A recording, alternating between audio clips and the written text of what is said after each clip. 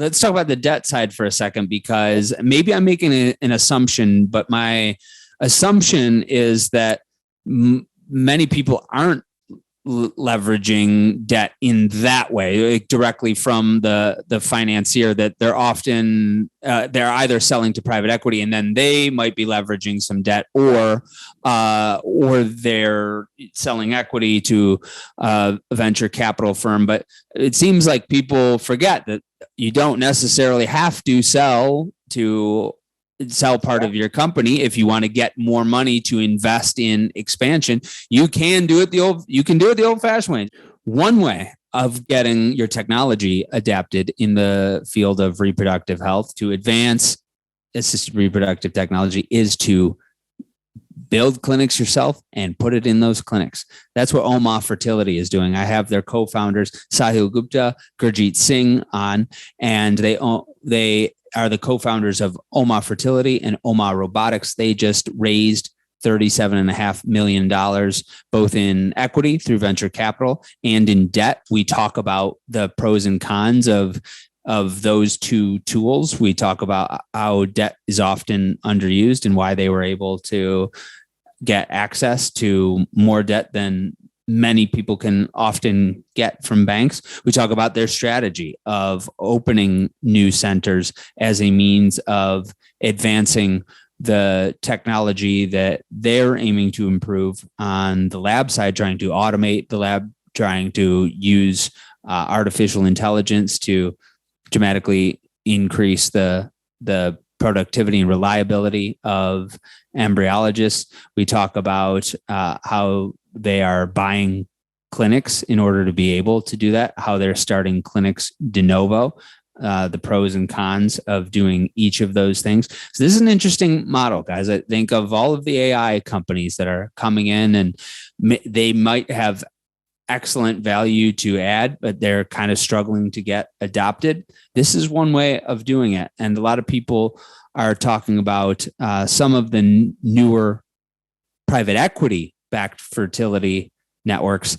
I think you might be interested in this. So I hope you enjoy this episode with Sahil Gupta and Gurjeet Singh. Okay. Mr. or Dr. Gupta, Mr. or Dr. Singh, Sahil, Gurjeet, welcome to Inside Reproductive Health. Thanks so much for having us. So that little joke for the audience was that Sahil was trained as a physician and Gurjeet has a PhD in mathematics.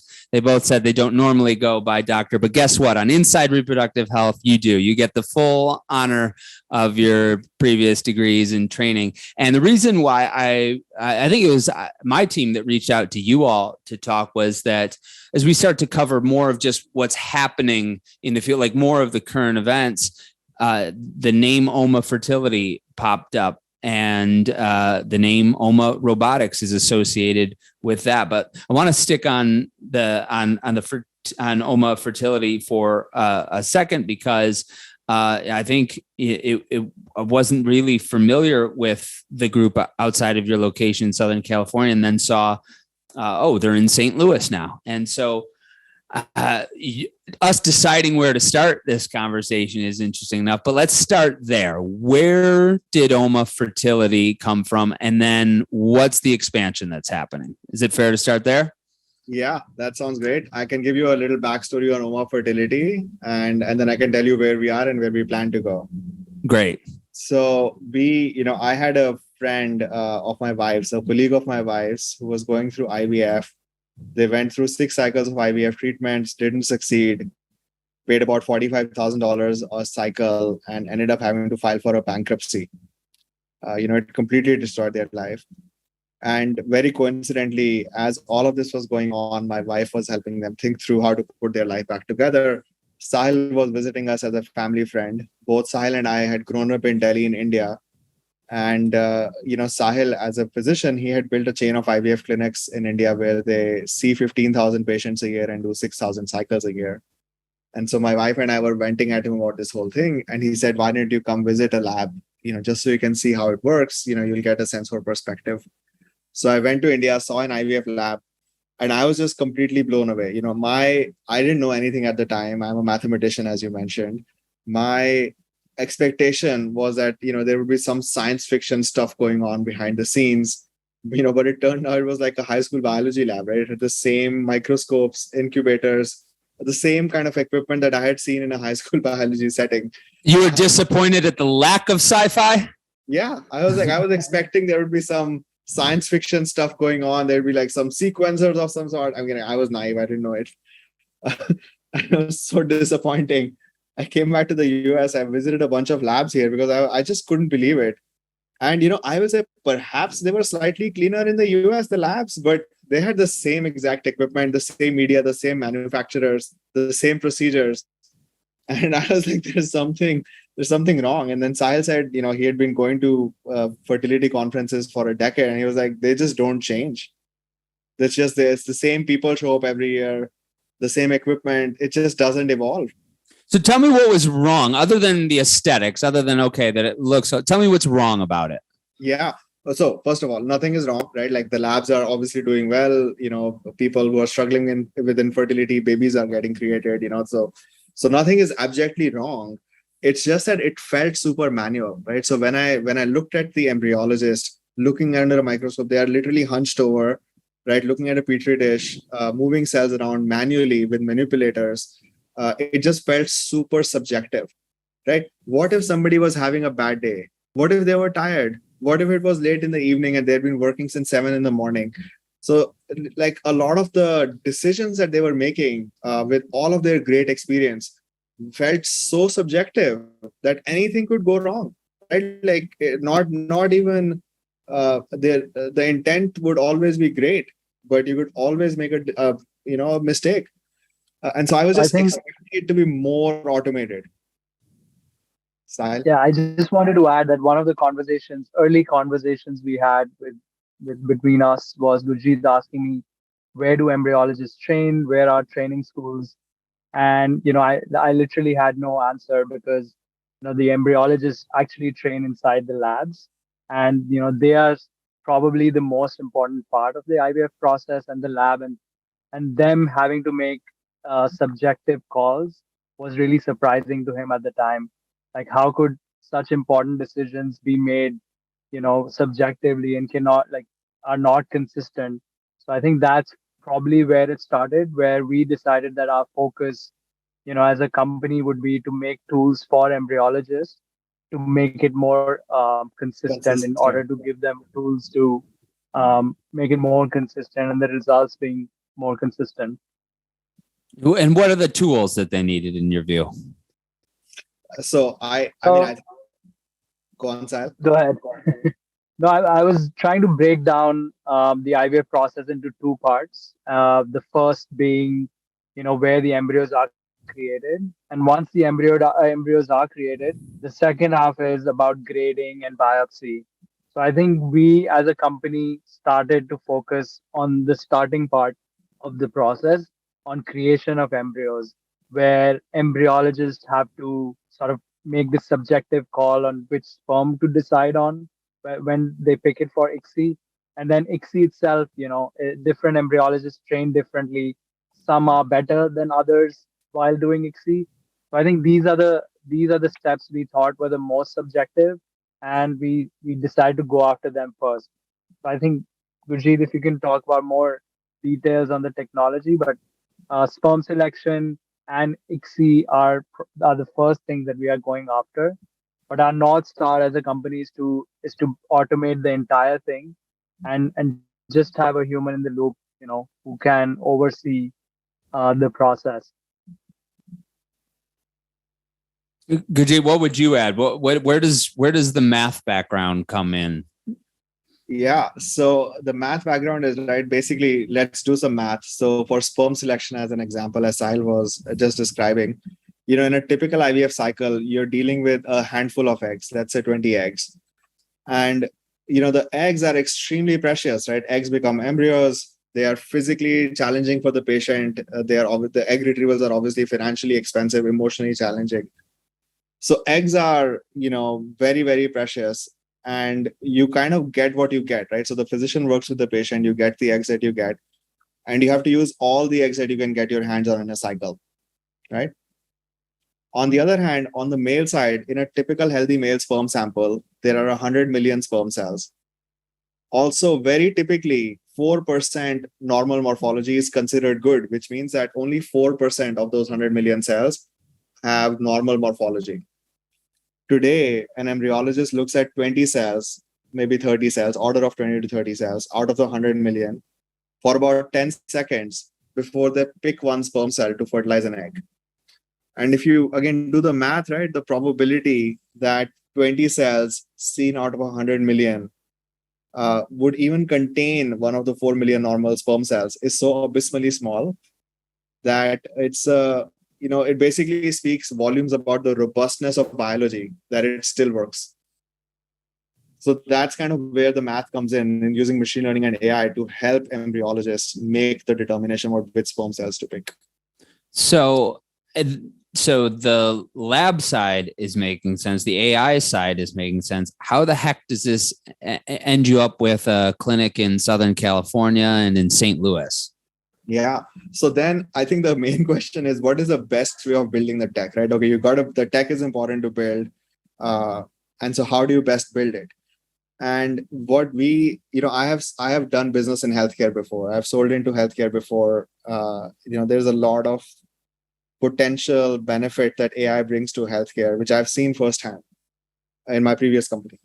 And so when we started building Oma, basically there's a cold start problem, right? When you start to build this device, you need data for machine learning to train the systems. And so we decided that the most efficient way of getting this data would be actually to start a clinic, capture the data, because we needed some special hardware that we have developed to do this. So we can install the hardware, capture the data, build machine learning systems, and then deploy it in the lab and sort of see results in real time and then tweak it. So that's kind of how we initially decided on building the clinics. But then as we started building, we also noticed that patients or families who had gone through IVF in the past, we did user interviews, we spoke to them. Even people who had been successful, felt like they were a number in the system. They felt like they were just there to enrich the clinic. They did not feel empowered or educated. They felt like they had lost power in sort of going into this whole situation. And so we then decided that we're going to double down and we're going to build a chain of fertility clinics where, we'll bring our technology to bear in helping embryologists, work consistently, as well as serving patients in a consumer first, customer first mindset. It's an interesting concept, because the challenge, I've been selling to fertility centers for 8 years and I know how difficult it is. I've gotten pretty good at it, but we're just a little client services firm. There are so many tech companies that are, they're like, how are we going to get this into use? And you just said, F it, we'll buy it. We'll buy one and we'll do it ourselves. Yeah. So did it start? So it started with one clinic, the clinic in Santa Barbara? Yeah. It started with a clinic in Santa Barbara. And we've just started a clinic in St. Louis. We are about to announce an acquisition next week. We've acquired a clinic that's based out of Long Island. We are building one in Atlanta. We are building one in New York. And then we are hoping to launch 2 more clinics next year in LA. Yeah. So Sahil, is this where you're coming in? So you've done this in India before. Was Avaya the group that you? Correct. So previously, I started Avaya in 2015 with one clinic, and affordability was kind of like the core of that clinic as well, and accessibility. And by the time I sold it in 2019, it was a network of 8 clinics in India and Nepal. And as Gurjeet mentioned, we started with Santa Barbara, and by the end of March 2023, we'll have 7 operational clinics. And so help people chart the timeline. When did Santa Barbara take its inception? So Santa Barbara started somewhere in January of 2021. And I think this year we are launching 3 clinics by the end of this year. So Atlanta, St. Louis, and New York go live by the end of this year. as Gurjeet mentioned, we have acquired a clinic in Long Island in New York. This, hopefully in the next week or so, it'll be live. And then we are building the two clinics in LA, which will go live in March 2023. Was Santa Barbara, was that an acquisition? No. No. So apart from Long Island, all the other 6 clinics are sort of de novo. So we are building it from the ground up. Why did you decide to go that route? So I think there are multiple reasons why we decided to do that. First of all, I think it's always easier to sort of bring about the change that we want to in terms of experience when we are building things ground up. There's not only we also wanted to make the physical space, change the digital and both the digital and physical space that we were building. I think in terms of just the build, I had experience building these clinics in India, so I knew what it takes, the systems that are required, and then we found great physicians to partner with whom we could launch these clinics from ground up. Oh, why do you? I'm asking you to speculate about other folks, but most of the people coming into, unless they're already an established group, most of them are going acquisition. Why do you think more people haven't tried the VC venture capital de novo route? So I think from a venture capital perspective, right, to do the de novo route, venture capitalist model requires some tech innovation, right? It requires some step change that you can foresee in the future. And so I think if you are just going to start fertility clinics without any tech innovation inside it that can lead to a step change in the, along some metric, it's not a venture scale business otherwise. So what about you, Sahil? You've done this before. Is this a model that could be that we're going to see more replicate? Like, are we going to see companies like Cooper, for example, or whoever the new AI companies, whoever IBM might spin off of a healthcare division? Are they going to start going this route of okay, we want to get our technology adapted and we want to have a full tech stack. We're going to build the clinics ourselves. So again, as you had mentioned, there's been a lot of private equity, activity in this space over the last 3-4 years. And I think when there is private equity, there's a lot of roll-up acquisitions, as you had mentioned, a lot of groups trying that. I think as Gurjeet mentioned, with venture capitalists, there has to be some underlying tech that fundamentally changes or disrupts the industry, which we believe we are doing. And I think if other groups come up with, similar or other ideas, there might be, similar companies in the future.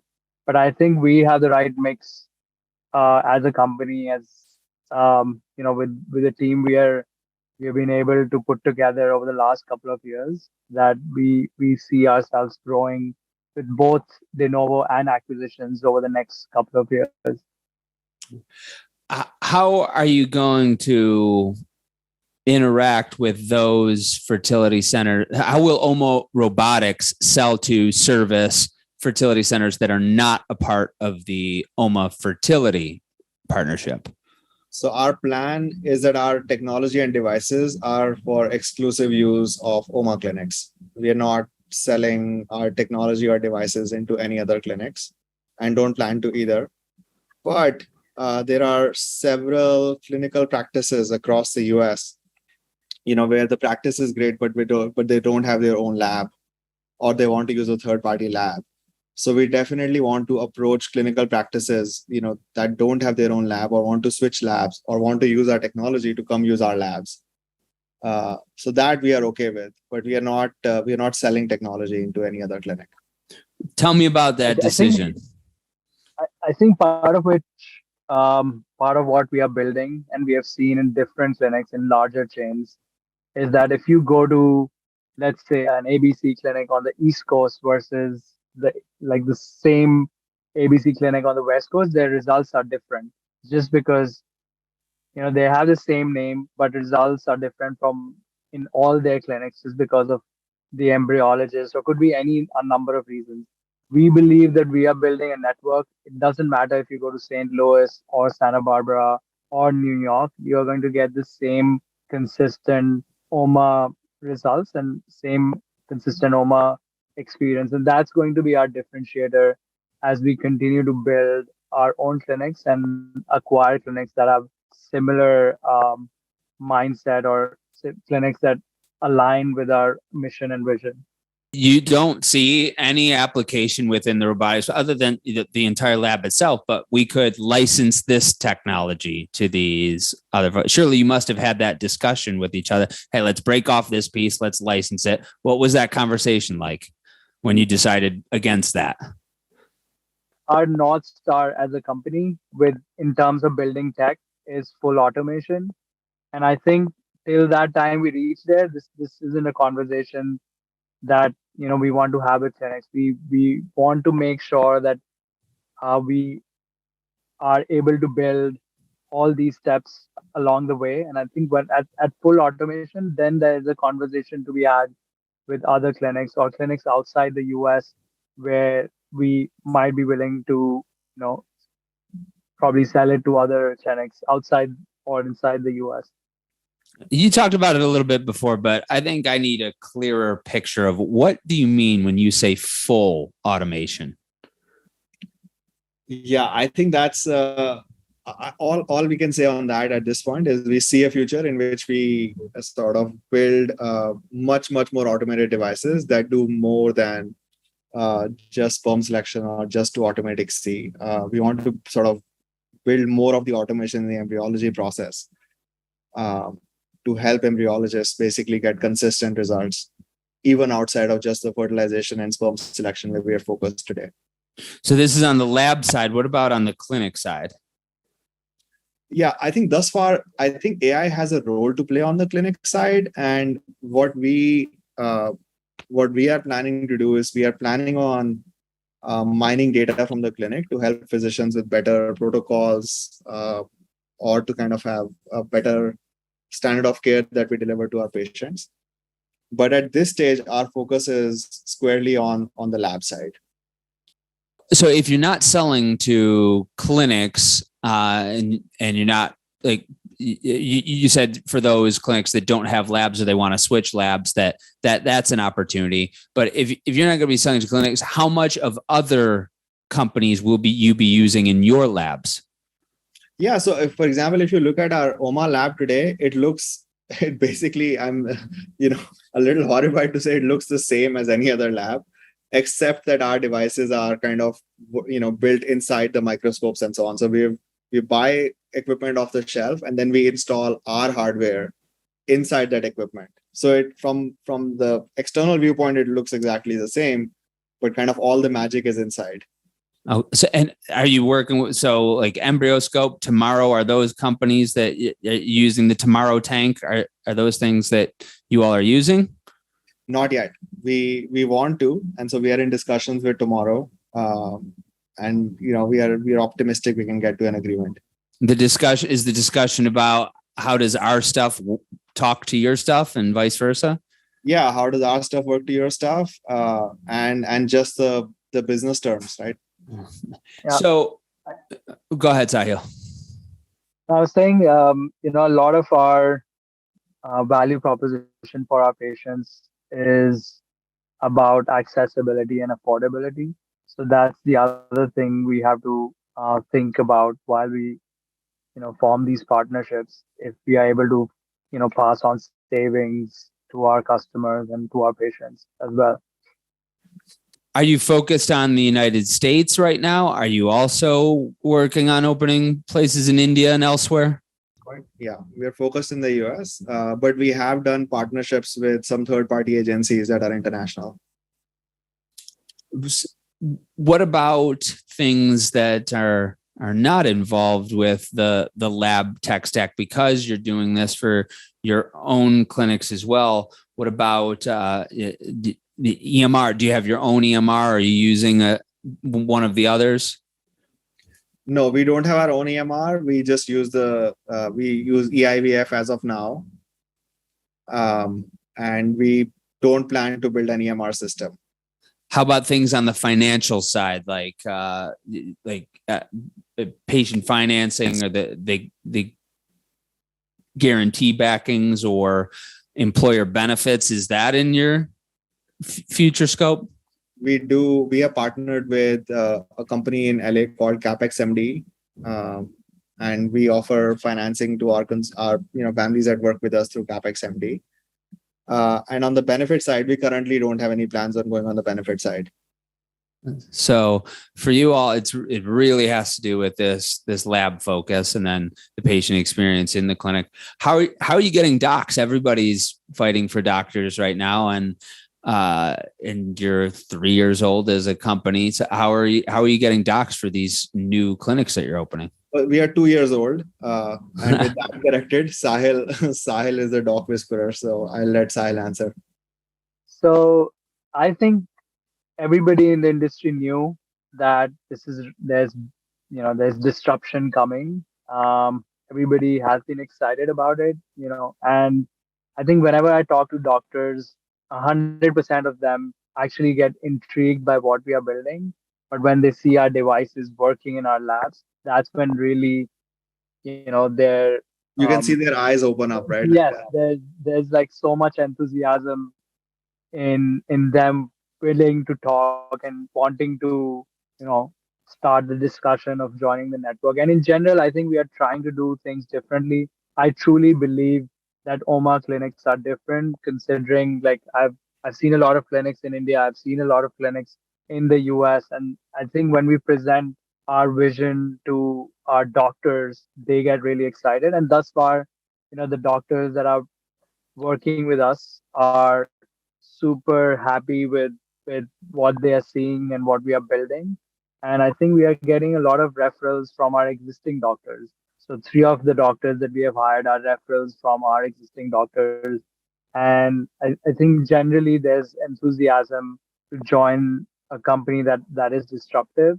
And I think many of our docs are also aligning on the mission of accessibility. I think it's important work. Access in the US is a problem. Only 2.1% of the births happen via IVF compared to, let's say, 10% births in Denmark where IVF is free.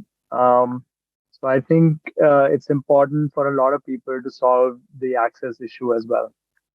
Let's talk about the access issue, because a lot of people say that they want to solve that issue. And then some people say you're not solving for it at all. There's still the bottleneck. And there's at least 2 bottlenecks. One is the bottleneck of REIs. There's only 1,100 in the United States. And so we've had that discussion about top of license, about what you can train OBGYNs and advanced providers to do. And then there's also the bottleneck in the lab and in the shortage of embryologists. And I will tell you guys how blown away I am about how many young embryologists want to get the heck out of the lab. They're applying to jobs like at my firm, like marketing jobs. And I'm like, everybody's trying to hire an embryologist. Why are you applying here?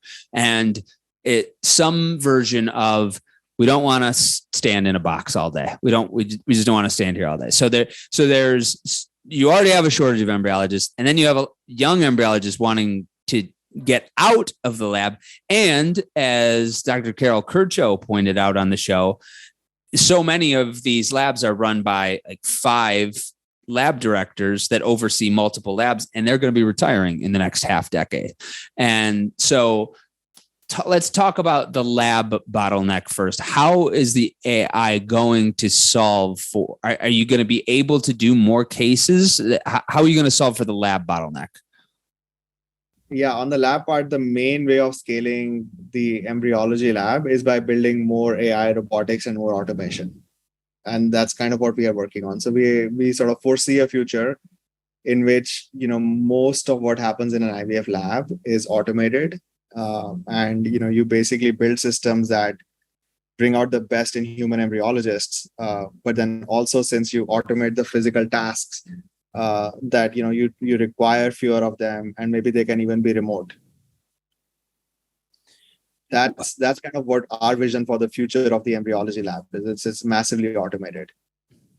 And so then though you would still hit the other bottleneck if let's and the clinic bottleneck happened first, by the way. The lab bottleneck really didn't happen until late 2020, early 2021, in my view. That for the most part, there were many clinics that were okay at capacity for new patients, but they still felt like they could have converted more to treatment. And then by the end of 2020, early 2021 is when people said, we can't even convert more. Even if we converted more to treatment, we don't have the lab space or the lab staff to be able to fulfill all those cycles. And so if most of your tech stack is focused on the lab side, you solve this lab bottleneck, how will you improve access to care? Just adding one more thing to the lab part, I think there is enough, there can be enough embryologists. I think the problem is with all the apprenticeship that happens to make them skilled. So we are also making a lot of tools that could, junior embryologists could use and still get the similar or consistent results that a top 5 percentile embryologist would get. Talking about the clinic, I think one of the things that I was surprised or almost shocked to know when I moved from India is that the average number of cases that an REI does is about 150 to 200.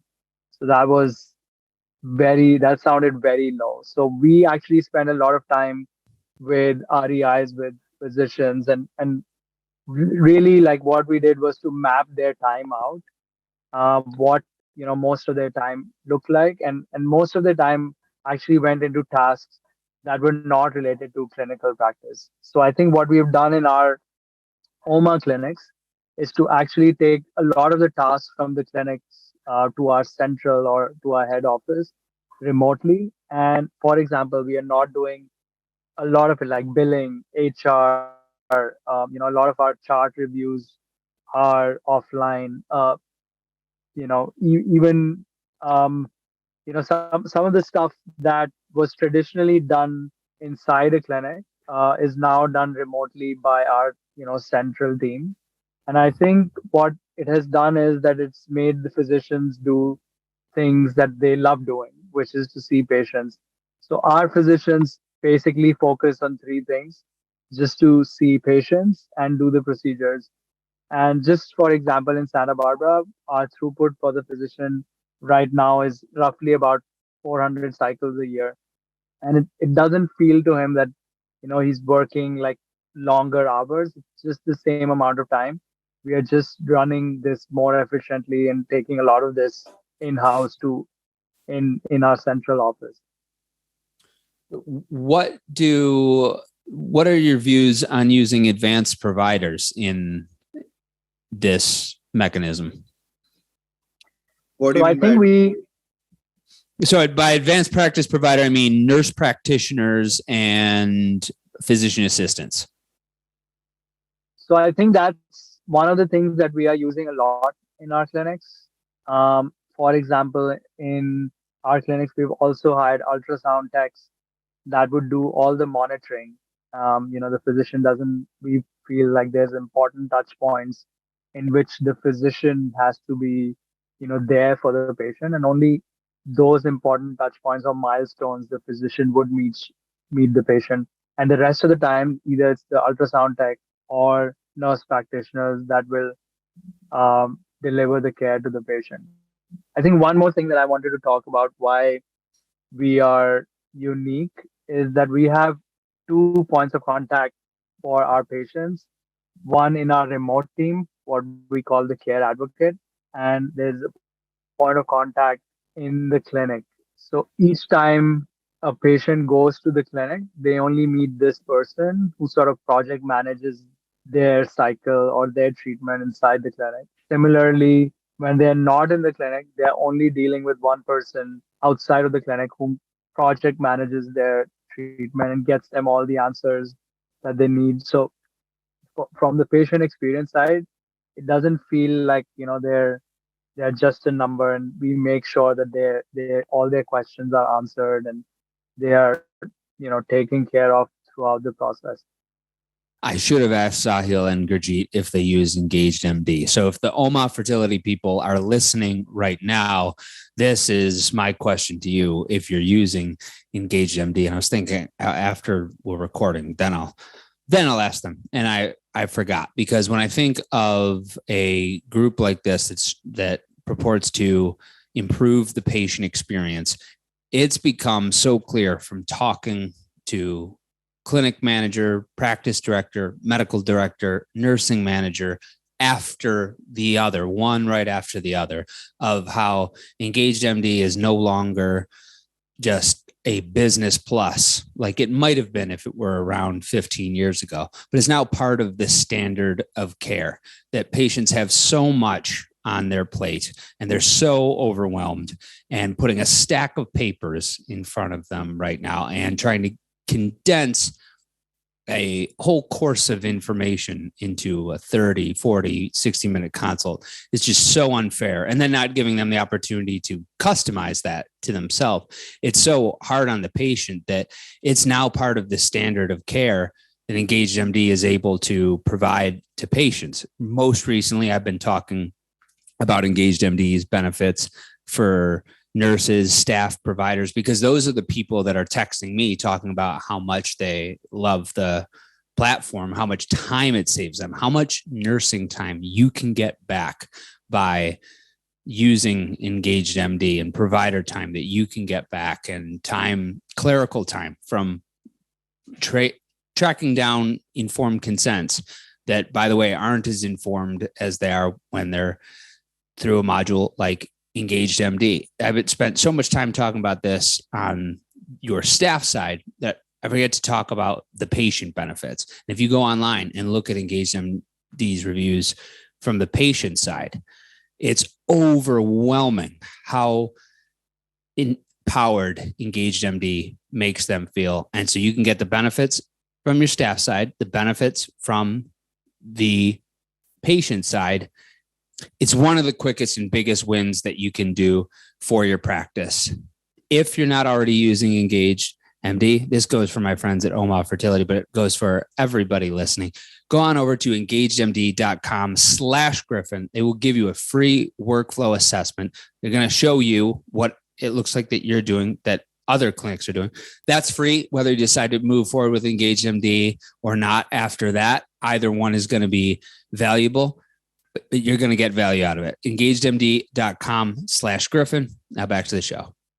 What about training OBGYNs to be able to do retrievals, and then you can have more doctors and then a board certified REI oversees those cases? That's been that people are often on one side of the fence or the other about that. And a lot more people are on the OBGYN side of the fence now than there were 5 years ago. And there are people that are vehemently opposed to that. Dr. Annette Brower was on the show, and she said that why are we even talking about this? And so there are some people that feel like that's a big risk. Other people think that it's a very minimal risk and it's necessary to expand the clinical side of care, and that REI should be practicing at the top of their license. Where do you all fall on that?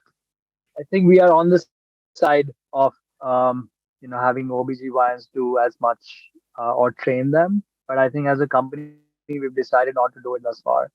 And I think it's a decision we have taken collectively along with our physicians, and we are open to changing that in the future. But for now, we've decided to stick to REIs. So you're So, well, that's a smart way of doing it, by the way, Sahil, is because people have said that they're categorically against it. And then they come up and when necessity merits it, they end up doing it. Did you go with that decision because, so you think it's necessary to expand access to care, but you just don't feel ready to do it at this point? I think for us, we have to first ramp up all our clinics to sort of be at a level where we are running full capacity and we can test the elasticity of how many cycles we can go with a single physician. And I think after that, we are in that position where if we have to expand even with a single physician, we might look at other options. Also, I think from a training perspective, right, we are not in the training game, right? We are like in some sense, if there is a future in which, there's an exceptional OB-GYN who has learned to sort of do retrievals and transfers and are great at the craft at medicine, I think we would absolutely consider them, having them in our network. But we are not in the game of training OB-GYNs to becoming REIs. So, or doing procedures. I think it's as I said, we are open to it, but we're not doing it right now. Okay. Yeah. So then tell me a bit about the fundraising that you've done. And that was what caught my attention, because as Inside Reproductive Health, we want to start becoming more of the news media outlet and just covering some of these things. And that's part of what made me reach out. And so you raised $37.5 million. Some of it is in equity and some of it is in debt. Our audience is mostly used to talking about private equity, and they've heard me hammer the definitions in their mind. Private equity, typically taking controlling stake of businesses, typically mature businesses, typically in an exit plan of a couple years. Venture capital usually not taking a controlling stake, usually for something that's new and aiming to scale. And so talk to us a little bit about this mix. Why this much in debt? Because I don't know if people are not. And so by debt financing, is that from one of the VC partners, or that's the old fashioned way from a bank? It's from our bank. It's our banking partner, Silicon Valley Bank. And again, I've had a long relationship with them. They were our bankers in my previous company as well. And so the debt that we have taken, it's not like a private equity model. It's like a very standard, you can think of it as a more flexible loan, if you will. Right. So it essentially does not dilute us from an equity perspective. And to the sort of, if we are able to get clinics up and running and scaled and profitable, you can easily pay off the debt and then continue building. So let's talk about the debt side for a second, because maybe I'm making an assumption, but my assumption is that many people aren't leveraging debt in that way, like directly from the financier, that they're often they're either selling to private equity and then they might be leveraging some debt, or they're selling equity to a venture capital firm. But it seems like people forget that you don't necessarily have to sell part of your company if you want to get more money to invest in expansion. You can do it the old fashioned way and just borrow some good old money and pay some good old interest. So why aren't people doing that more? Because I think it's difficult, right? So banks typically don't underwrite too much risk. So in fact, in our case, right, the reason why Silicon Valley Bank has been comfortable with this is we've had relationships, our investors have relationships with them, I have relationships with them. But then B, at the same time, we also raised a bunch of money in equity capital. So, they were convinced that, one way or another, they would get their money and their interest back. So I think if we did not have the equity raise done, it would be very difficult to get this level of debt. Did they happen concurrently, or did the 29 million raise in equity happen first? I mean, it technically happened first, but call it within 2 weeks of each other. Like it's pretty concurrent. And why Silicon Valley? I mean, normally that question would be obvious, but because you've had such experience and you have relationships and partners in New Delhi, I assume that there's and again, I'm assuming, so you might take me to church right now and I'm totally wrong, but that there is a burgeoning venture capital ecosystem in New Delhi. One, am I wrong about that? If I'm not wrong about that, why Silicon Valley? Why are we building the company in Silicon Valley, or why did we take why raise the money there? Why not raise the money from the venture capital ecosystem in New Delhi? Okay, so I think first of all, the venture capital ecosystem in Silicon Valley is beyond compare. There is no other place in the world which is anywhere near. Still, even in 2022, even Singapore, Hong Kong, they're still nowhere close. No one's touching them. No, there are venture capital firms, and they have VCs and they're growing and so on. But if you look at the deal volume, the investor experience, the deal terms are there's a lot of muscle memory that we've built up in Silicon Valley to actually get deals like this done easily and painlessly. Right? And the other answer is that we live here. So yeah, that's right. Obviously, we also live here. We go next door and we can do this. Why? You both live in the Bay Area? Yeah. So why did you start in Santa Barbara then? Why not start in Northern California? Yeah, that's actually a great question. So when we first started out, right, remember when we decided on starting our Santa Barbara clinic, we were like 3 guys and a dog, and we did not have the dog yet. So we didn't have any resources, right? We had we went out, looked for physicians. We were very lucky. We found Dr. Richlick in Santa Barbara, and he saw the vision with us, and he took some risk to join us. Did you get your dog? I did. We like him. Yeah. I think one of the other reasons for choosing Santa Barbara was, there's an interesting mix of diversity in population in Santa Barbara and surrounding areas. So it was an interesting experiment for us to learn where most of our customers would come from, and that was one of the other reasons. Yeah. I want to get an education from you, Gurjeet, about what makes Silicon Valley so much more robust and developed than other venture capital ecosystem, because most of our audience, they're not used to us talking about VC. And I think this will be interesting to them as well. I would have thought that there's no way that Silicon Valley, not that there isn't a way, but I just would have thought that they likely wouldn't have had the same differential advantage that they would have had 20 years ago to whatever the VC ecosystem is in Hong Kong and Singapore and New Delhi and London and New York. But it sounds like it's still very much the place and by a long shot. So what are the things that make it so much more developed and robust for entrepreneurs? So I think the first thing is that a lot of Silicon Valley is still run by operators, right? So these are people who have operated companies in the past, who have experience, and when they sort of grow up, or maybe are not in an operational role anymore, they have a great home in various venture capital firms to go start operating there.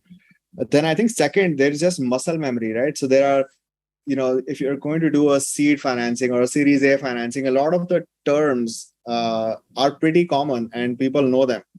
While, for example, I have a friend, who's based out of Switzerland as an example, and Zurich has a venture capital ecosystem. But, the deal terms that they get there are very, very different, right? The amount of dilution, if in many European venture ecosystems, if you go for a financing meeting, typically the investors will ask you, okay, how much are you putting in? Right. And in Silicon Valley, things are different, right? Where, if a company is great, and obviously only the great companies get invested in, then there's a fight. There's a fight about, how much money can you put into the company to be on the cap table. So in other words, right, risk capital is something that's sort of everywhere in Silicon Valley. It's what people, talk about. It's what they live and breathe. It's kind of like, if you're going to make movies, is there a better ecosystem to be, than in LA? Or if you want to be in finance, is there a better place to be compared to, let's say, New York or London, maybe? There isn't, right? Because that's people are used to those, to that ecosystem. They have muscle memory. They know how to get deals done. And there's a concentration. So like the number of investors who are available, call it within a stone's throw in Silicon Valley is, beyond compare. So what was the fundraising process like? Because you had previous relationships, but are you going to multiple firms? Are you pitching all over the place? What's that like? Yeah. So again, it depends. In our case, we had relationships with Root Ventures and Jazz Ventures, and we met. When you're raising money, since in Silicon Valley, finding people who know and want to do deals is certainly with relationships is not that difficult. The main thing that you optimize for is that you want people who are with you on the journey, who buy the same vision that you have, and will support sort of the build of the company and the growth of it. And in Root Ventures and Jazz Ventures, we certainly found partners who are super like-minded, see the same future that we do, and wanted to help us build the company. So what are you going to do with this $37.5 million? So you're buying clinics. That's part of it. Or you're starting. You're buying clinic on Long Island. The other 6 you're starting, or have started yourselves. What else are you going to use the money for? So a significant amount of the financing is basically earmarked for research and development. Right, we are building more devices. We've been public about our sperm selection device that's already being used in our clinics. But we are building more devices to, automate parts of embryology. And that sperm selection device is not going to be available to any other groups until the lab is fully automated. Am I understanding that right? We'll see. I think it's in the foreseeable future, we are not selling it. So, okay. So there's more R&D. Is there more fundraising to be done in the near future? There's always more fundraising. I think if you ask any CEO, every CEO is always raising money. And so, yeah, there will be more fundraising. If you ask any CEO, would they say that that IPO is the end journey too? Is that on your horizon? Yeah. So I think an IPO is a tool, right? It's a tool to kind of raise a type of capital to basically go after a type of growth. And I think certainly that's something that's on our radar, right? We want to grow the company and build the company, and at a certain scale we see that we will need an amount of money that will be viable with an IPO. So it's a means to an end. It's kind of not a destination in and of itself. What about when you get big enough? So now you all are in the game, and because you're making de novo clinics, you're full network yourself. So now there's Oma Fertility, there's Pinnacle, there's CCRM, which, as we're speaking, I see just bought IRMS in New Jersey. There's Ivy, there's US Fertility, Inception Prelude, First Fertility. Whom I forget? I'm forgetting somebody, and they're going to be pissed off. Boston IVF, and so. They're not all just going to remain independent. The fertility partners, they're not all going to remain independent networks. Some of them are going to merge with each other, and maybe some of them will be cashless mergers. I suspect that most of them will be acquisitions, but is that in your, so you said you want to have this full control of the lab, and you'll work with clinics if they're building a new lab, but would you acquire a group and update all of their labs? I mean, absolutely. It's a question of capital, right? If we have the capital, then yeah, absolutely. That's a super attractive option. I think one thing is capital, and we also need to make sure that we are aligned on what we are building. I think, again, like I'll pull back and say, if the leadership of whoever we are merging with is not aligned on access or affordability, that's something that might not be a good fit for us in terms of an acquisition or So we would continue to look for partners that believe in a lot of our core values, and we want to make sure that we partner with the right people. And one more thing that I wanted to add is I think we also want to make sure that the physicians are aligned, and we want to make sure that we create an ecosystem for them in which they thrive. I think I've heard this a lot from a lot of physicians that we have interviewed.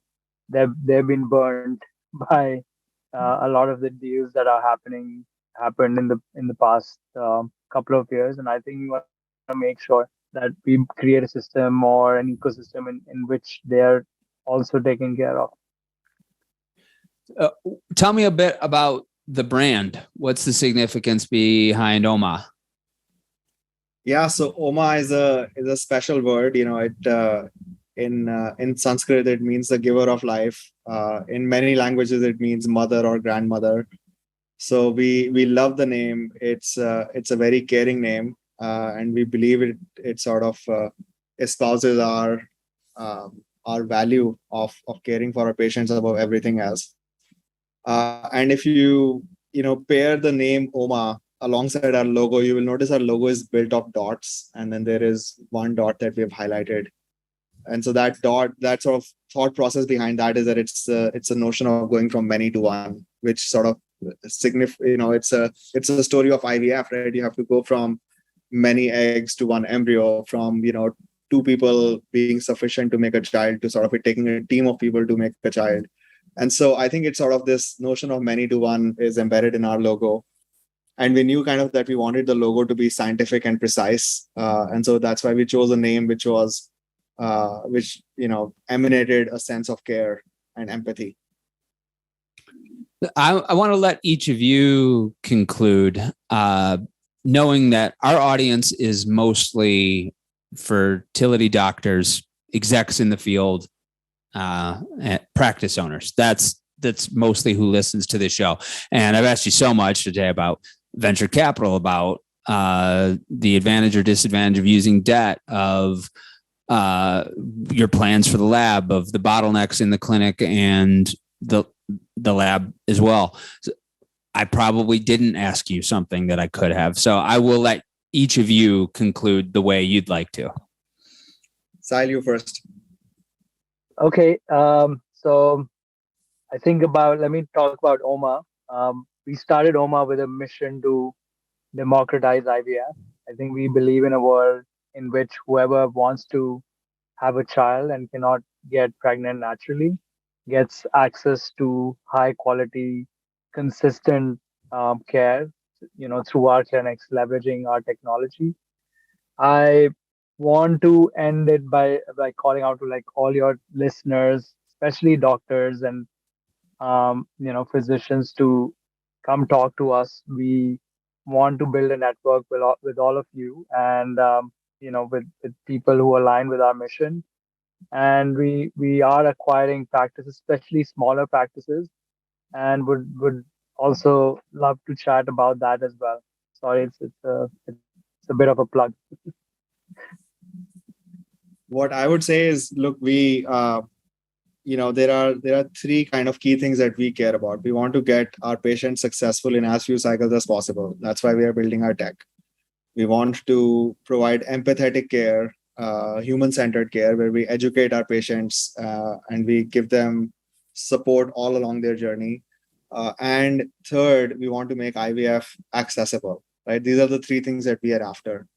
So to that end, similar to what Sahil was saying, anybody who listens to this show and is interested in working with us, jamming with us, talking to us in whatever capacity, we are super interested in sort of connecting.